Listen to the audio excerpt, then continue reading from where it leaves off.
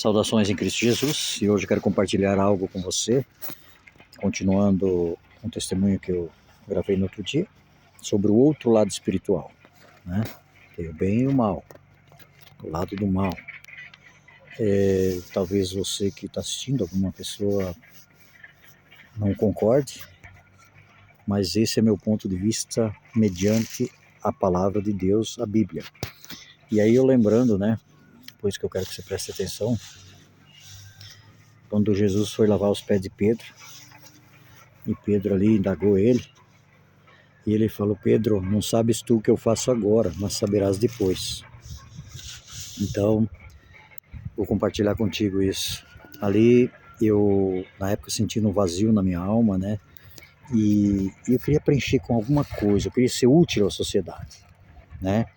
E espelhando na minha avó, que ela fazia chás e orava pelas pessoas, e eu falava: eu quero ser igual a minha avó.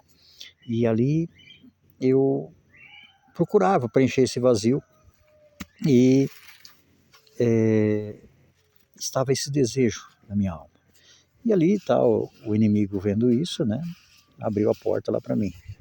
Fui convidado, fui lá, olhei, né? Fiquei por uns 3 meses ali, depois vi que não era meu lugar. Saí de lá. E ali, na linha branca, estava o pai de santo, né? Incorporado o preto velho, fumando lá um charuto lá, e de vez em quando um cachimbo e bebendo a cachaça dele. E em frente dele estava um senhor muito rico, que era dono de um frigorífico. Depois fiquei sabendo que era o pai carnal desse pai de santo, e ele estava se consultando lá com o preto velho. E ali ele tinha uma ferida na perna direita dele, era um buraco na perna, na coxa, mais abaixo da coxa aqui na perna, e aí ele perguntou o que era aquilo, se podia curar, se ele receitava algum remédio. E ele ali receitou uma pomada. E quando ele falou o nome, eu vi que era uma pomada vendida em agropecuárias, que era para cavalos. E aí eu me lembrei, quando eu era jovem, eu trabalhei numa cooperativa de atendente de nota fiscal e venda de agropecuária, e eu vendia essa pomada para os agricultores e agropecuários. E aí aquilo ficou na minha mente, né? Algo que eu conhecia, já fui sabendo para que era aquilo. E aí ele pediu: mas hein, do que você acha que deu essa ferida aqui em mim? O que é que aconteceu? Que não sara?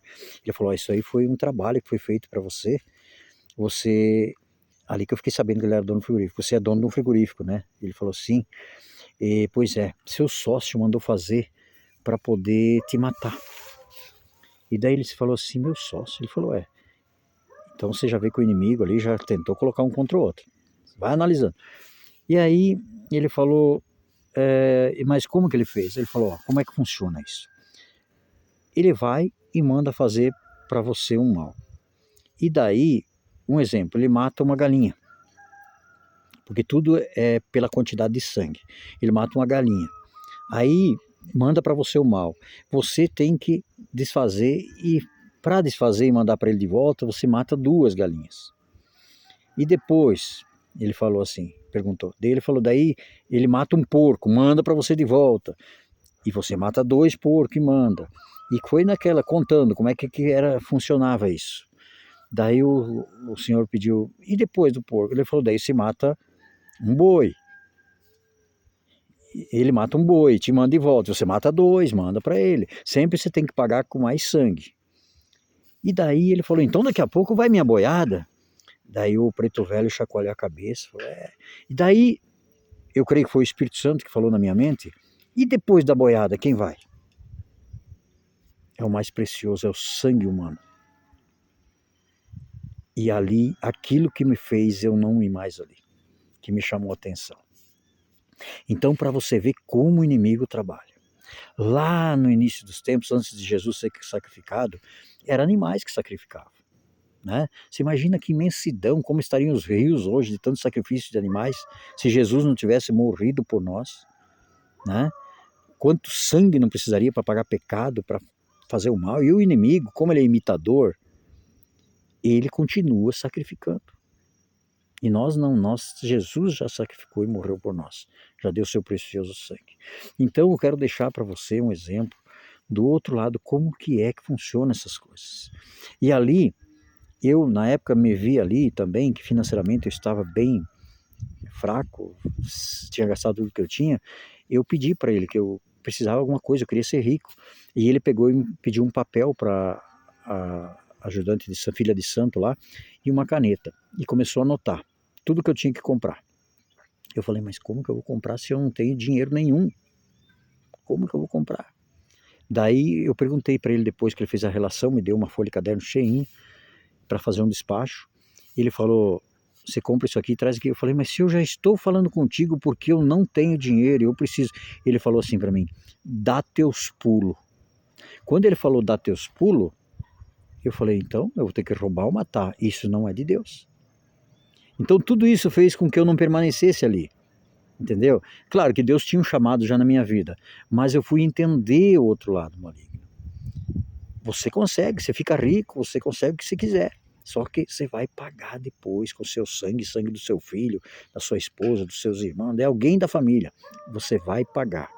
Ele quer sangue. Ele veio, ele quer as almas. A alma é preciosa. A alma que vai estar em julgamento no fim dos tempos. O céu e o inferno. Então fique para sua meditação isso, né? Quero deixar. Em 2 Samuel fala que Saul, ele foi consultar uma feiticeira, uma necromante, para falar com Saul, falar com Samuel, que já estava morto. E ele ouviu ali pensando que era Samuel. Tudo enganação. Morto não volta a falar, não. A Bíblia diz que nós estamos destinados a morrer uma só vez, né? Então você não volta. Você não volta. Fica para sua meditação só esse exemplo. O outro lado só quer sangue. E o inimigo quer sua alma. Venha para Jesus. Com ele é paz, é felicidade, né? É tranquilidade e garantia de salvação. Que Deus o abençoe.